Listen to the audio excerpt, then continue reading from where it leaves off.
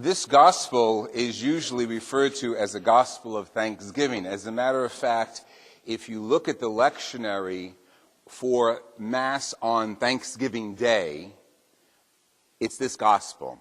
So it's gospel of Jesus healing 10 lepers, one coming back to say thank you. There's a relationship between that gospel and the first reading from the book of Kings. First of all, you have to know that the book of Kings sounds like it's a book about kings. It's not. It's a book about the failures of the kings of Israel and the successes of those who pointed out their failures. And Elisha, in today's gospel, was one of those. Story behind this section of the book of Kings. You pick it up in chapter 5, verse 14, where Naaman went down and plunged into the Jordan. You don't know who Naaman is. You got to know who Naaman is. How can you read a gospel without knowing the background? That's why it's very successful sometimes when you know the readings for a week ahead of time. Sometimes you have them in the missalettes to read them at home, to get an idea of what the reading is about, and maybe sometimes little references like they do here. The references will tell you, read a little further or read a little earlier in the scripture. So let me give it to you. Okay, Naaman is a general, works for a foreign king. Elisha is a prophet for Jerusalem.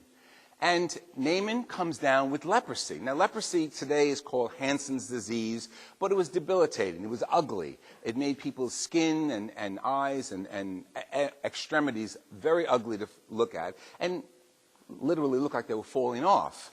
That's why in the Gospel of Jesus, when lepers come on the scene, they used to have to shout to people ahead before they came into the sight of people. They used to have to shout, "Lepers, unclean lepers," the lepers themselves, because they were forbidden by ritual law. Because in Judaism, you had to be ritually clean, not only spiritually clean. So because they were dirty, okay, from the perspective of that Semitic culture, then they had to shout. As a matter of fact, I got a story for you. As a matter of fact, when we were freshmen at Seton Hall, of course, Seton Hall never had hazing, and no college ever has hazing, okay? So this is not hazing. So we, the freshmen, had to do something, and we were ordered by the sophomores on our floor, on our dorm floor, to do something very humiliating. But it wasn't hazing. We had to gather as a group of 10, every 10 guys. It's a very interesting number because in the gospel it talks about 10, and we gathered about 10. And 10 was called a minyan, which is the minimum number of prayer people who could gather in the temple. Okay, push that aside. So as we were walking down the hallways in our dormitories, the 10 of us would have to yell out, "Ding dong, lepers, ding dong, we are unclean." So that was our non-hazing experience at Seton Hall. It wasn't too traumatic. I'm going to talk about hazing and bullying in a few seconds, but not yet. So that was our experience in a lighthearted manner as freshmen at Seton Hall, but it was not lighthearted at all to be a leper. And to have shouted, as a matter of fact, they used to have to wear bells to shout ahead of them when they saw people in the distance, "I'm a leper." Besides the lepers being 10 in number, there was one leper who was the leper of the lepers because he was a Samaritan. He was an outsider. Samaritans looked down on the Jews, and the Jews looked down on Samaritans. So they hated each other. But here they united in pain. Here they're united in their leprosy. Here they're united in being extracted from society. That's in Jesus' time. Let's go back to Naaman. So Naaman is the general, and he has leprosy. And Naaman's wife's servant girl, a young girl, says to, and she's a Jew, by the way. She was captured by one of the wars. She says to the wife, "Tell Naaman to go to Elisha. He'll take care of him." So Naaman refuses. "Hey, I'm an outsider. I'm not going to go to the Jews, ask for favors. Are you kidding me?" You know, that kind of stupid pride that comes into some people's heads. So finally his wife, always the power behind the throne, she pushes him, and he goes. And he shows up at the king's door, and he says, "I was sent here to be cured of my leprosy." Basically, you know, with that kind of attitude, chip on his shoulder. You know those people, right? We have them in our neighborhood sometimes, in our families sometimes. You're laughing, so I know you know who I'm talking about. So Okay, so he goes up, and the king says, beat it. Because now the king is very political, because the king says, I'm not going to heal this guy. I'm not a prophet. I'm not a saint. I'm not a miracle worker. If I don't heal him, he's going to blame the people of Israel for causing his illness. So Elisha comes on the scene and says, no. Send him over here. Elisha says, go bathe yourself in the waters 7 times. Hey, now we don't have water in my own hometown. I got to come here and bathe in your waters.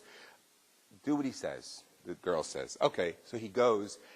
And as he's bathing 7 times in the waters of the Jordan, he's healed.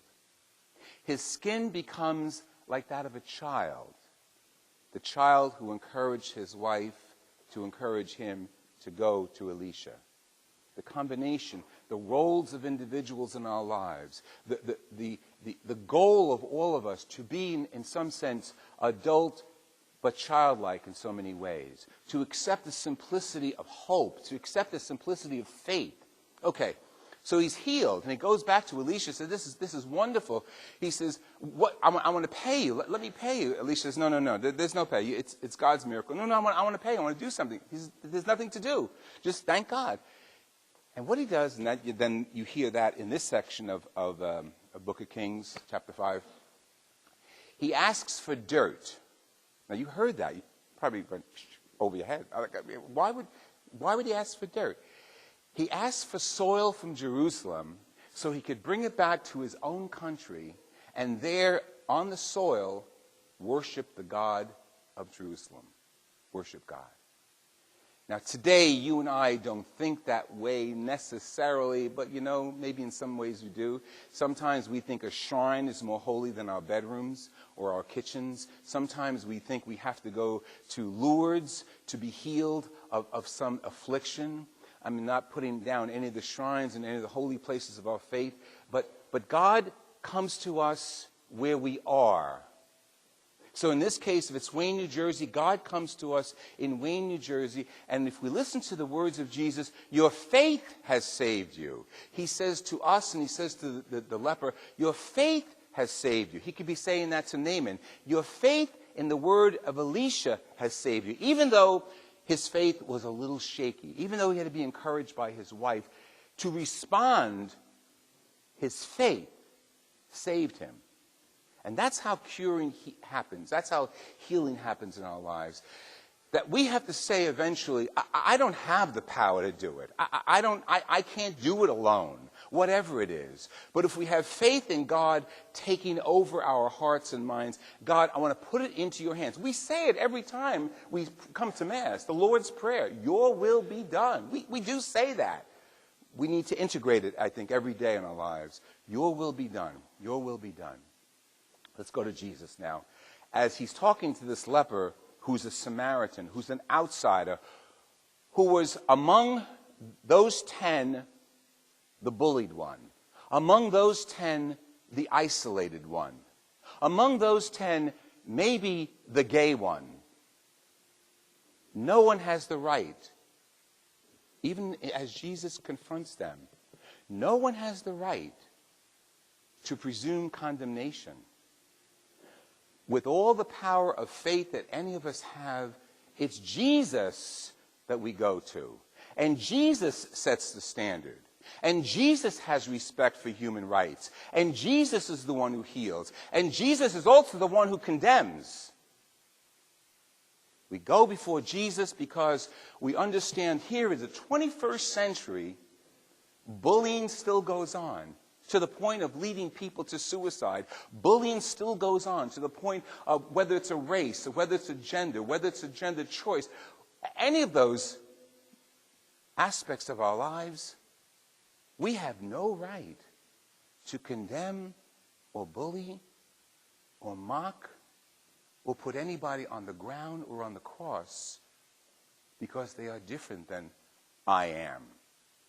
Jesus was talking to one of the most different people in his society. He was talking to a leper who happened to be a Samaritan. You couldn't get two people further apart.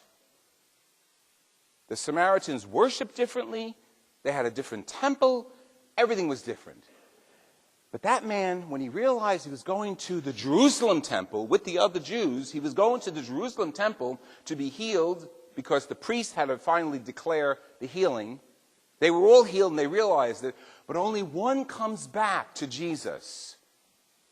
And you could see Jesus saying, 10 were healed. Not 1, 10 were healed. This isolated leper among lepers comes back. Your faith has healed you. The importance of us to accept the leper of lepers. And you know what? It could be right here among us. We could be one of them right here. I don't care what your disability, I don't care what your weakness, I don't care what our weaknesses, our disabilities, no matter what it is, it's right here. Reject one person among you, and we're really rejecting Jesus. As Paul's letter makes it very clear, you persevere with Jesus. He stays with you. You deny him, and he denies you. You may have come on this beautiful Sunday morning to hear these beautiful readings, and yet we have to be confronted by the reality of the Word of God. As beautiful as they are, we need to integrate them and bring them out there. And let me close with one thought of thanksgiving. The 10 get cured, 1 comes back. There was this grandmother and her little circle of grandmother people. They were sharing coffee and so on one day. And one of them was complaining about how her grandchildren never thank her for the checks she sends to them at Easter, Christmas, Thanksgiving, birthdays. Never. And this other grandmother said, oh, Christmas time, all my grandchildren, I have 10. They all came back personally to thank me. And all the grandmothers listened. How did that happen? She says, I didn't sign my checks.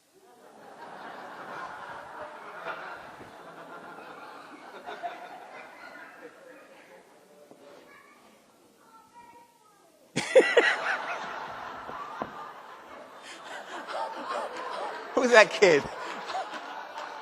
I want to meet that kid. What's your name? You are a dog. I didn't plant him here. You are, what's your name? Come here. What's your name? Come here. What's your name? My name is Jeremy. Jeremy? Thank you, Jeremy. Did you like that story? Yeah, it was so funny. So, are you going to thank Grandma when she gives you a gift? Yeah. Okay. God bless you, Jeremy.